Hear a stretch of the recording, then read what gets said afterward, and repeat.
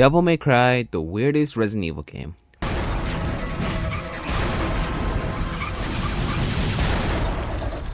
Let's rock, baby. First of all, this title is a complete joke. Before you head to the comments and complain, I want you to know it's a joke, because DMC was originally going to be Resident Evil 4, but they made it its own thing. So no further problems, let's begin now. Devil May Cry, releasing August 23rd, 2001 as a PlayStation original. Devil May Cry is a really popular hack and slash series. Starting here, this game was supposed to be Resident Evil 4, as I said, but it was so weird and different that they couldn't make it Resident Evil, due to it not fitting the theme. It did have demons, but none of the protagonists could turn into a demon and jump 15 feet high and slam down with a blaster that causes specific demons to explode. But the original idea was for the main character to sort of be half demonish in Resident Evil 4. But you see how that went. Now, in this retrospective, if that's what it is, we'll be talking about this game mainly, and maybe some other games developed by Capcom and Hideki Kamiya, but we're focusing on this one. Also, to those who played this game a long time ago, I made this for you to remember why you enjoy this game or game series a lot. But if you despise this series, my bad. Let's get into it, starting with the gameplay. Devil May Cry consists of missions where you've got a set of challenges you do as Dante. Whether you fight and kill things, bring things, or even do puzzles, it's a lot, but the gameplay makes it more interesting. You play as Dante. Dante has a list of weapons he can obtain: shotguns, needle guns, and Ifrit. Ifrit is a weapon that goes onto Dante's fists. They're like Kratos' Hercules gauntlets. There's also the Yamato, to those who know. Yeah, there are like 8 other weapons: Dante's base weapons, ebony and ivory, 2 pistols based off real people, meaning black and white, Alistair, a weapon that never returns. But DMC has also the horror-ish element from Resident Evil, but it makes you feel like you're the boss. Say you're the nemesis and all the demons are Jills. Stars. So you dominate and destroy everything in your way. It's really fun because some things you fight do change up and you need a different strategy or a way to beat it. This game is really unique with the way they make you come back to play. It isn't repetitive much, but I'll say it can be confusing at some points. Also, back to the Resident Evil elements, you have to find keys or something specific in other locations like in Resident Evil, but I'd say this game makes it easier to find. It isn't all about exploring, it's just like you need one key and you pass, and then the keys are like a door or 2 away. I think this game's gameplay holds up greatly, especially today. I expect it to be different from modern DMC. It is, but it holds up, I'll say that. Story. So, Devil May Cry takes place on a random day. Some random guy who's in his office is just chilling. This guy's name is Dante. Dante's chilling before he gets attacked and stabbed by some lady named Trish.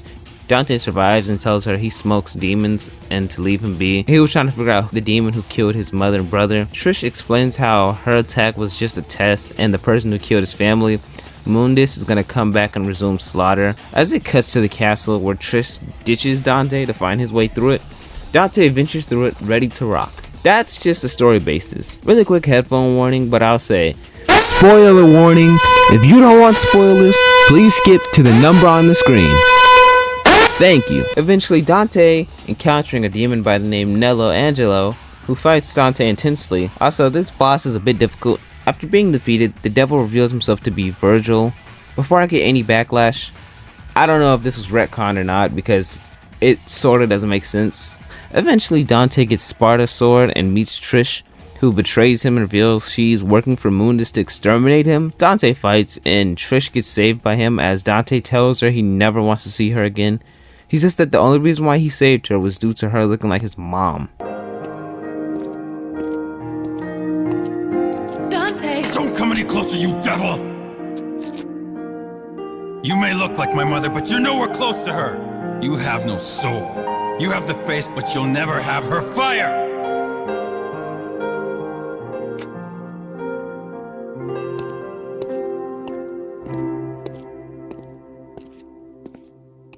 As Dante encounters Mundus, who said that he created Trish just to weaken him, Dante transforms, defeating Mundus as he leaves Trish's body with his amulet and sword. But Mundus isn't over. He returned to finish Dante off. As it turned out, Trish survived. She apologized to Dante, crying before Dante accepted her apology, telling her, Trish, devils never cry. These tears are a gift only humans have. Meaning that she become more human due to her human-like emotions. As they get a new mission and leave the business, now named Devils Never Cry. Personally, the ending was a bit questionable, but hey, it's a 2000s game. Everything was like this back then. Also, I like how they added the photo of Trish with Dante's pistols to the sign, even though they renamed it Devil May Cry later on. It's great for a starter, of course. So this game doesn't look great, I'll say that straight off the bat. It was for PS2 in the early 2000s, so it didn't look as good as it could have, I'll say that, but the graphics aren't that bad. They're not the best, I'll say that.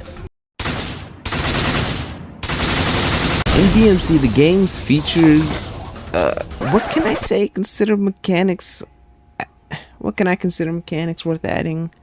Well, in all honesty, there are barely any mechanics in this game, but there's Devil Trigger. If you click L1, LB, or just the left button on the Nintendo, Dante will enter his Devil Trigger, and he does more damage and gets a red aura. That's really it though. But I'll say the Devil Trigger is cool, more so visibly than in gameplay. But I admit it, the fact that it can shield me against knockback is great. I trust Devil Trigger a lot. I'm scared to see what they're gonna do with it in Devil May Cry 2. Oh, hold up. So I played Devil May Cry 2. They didn't change it. But that's it. So lastly, let's just rank the game and speak my full opinion on it. Overall, from 1 to 10, I'll give this game an 8. It's a good starter for the series and it's made its name for itself. I like Devil May Cry and can't wait to engage myself to see more characters like Lady and Nero and whoever else is relevant. Also, if you want to see the reviews of all those other games, just click on my profile, click that subscribe or like button. It shouldn't hurt. And if you want to see me make a part 2 with Devil May Cry 2, give me about 15 likes. I'll do it sooner or later. But if you want to see me do Bayonetta, just let me know. As always, thank you for watching.